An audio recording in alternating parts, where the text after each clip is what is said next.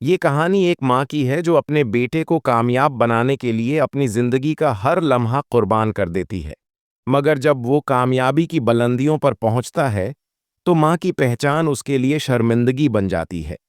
لیکن تقدیر ایک ایسا موڑ لاتی ہے جو بیٹے کی سوچ بدل دیتی ہے، مگر شاید بہت دیر ہو چکی ہوتی ہے۔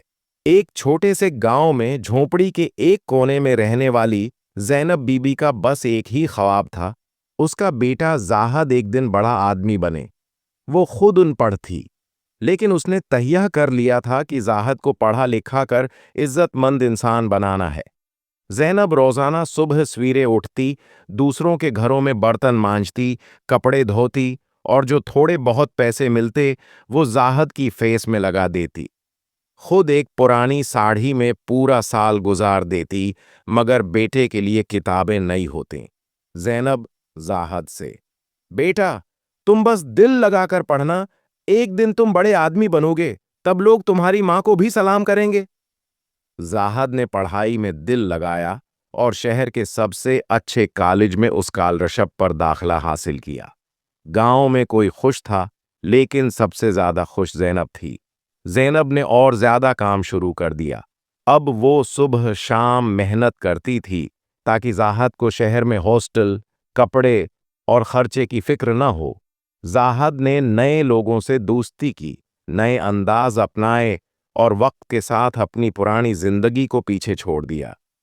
کالج کے بعد زاہد کو ایک ملٹی نیشنل کمپنی میں نوکری مل گئی۔ وہ اب انگریزی بولنے لگا تھا، بڑی بڑی میٹنگز میں شامل ہونے لگا تھا، اور اس کے دل میں اب یہ خیال بیٹھ چکا تھا کہ زینب اس کی ترقی کے راستے میں رکاوٹ بن سکتی ہے۔ ایک دن زینب شہر آئی اپنے بیٹے سے ملنے۔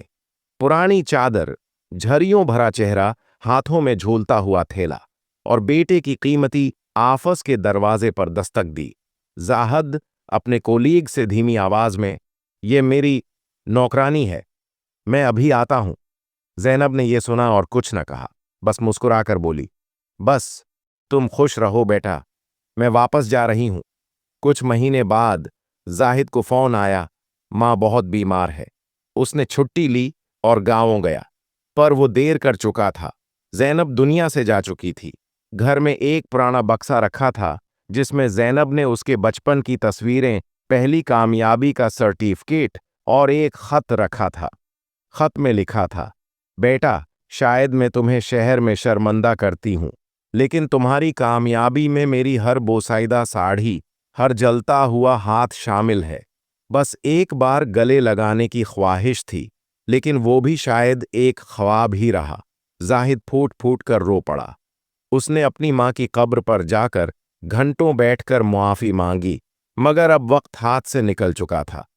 آخری جملہ بیٹے کی زبان سے، امی آپ تو گئی ہیں، لیکن میں آپ کے بغیر کچھ بھی نہیں تھا، نہ ہوں نہ رہوں گا۔ اخلاقی سبق، ماں صرف جنم نہیں دیتی، پہچان بھی دیتی ہے۔ کبھی ان سے شرمندہ نہ ہو جنہوں نے تمہیں انسان بنایا۔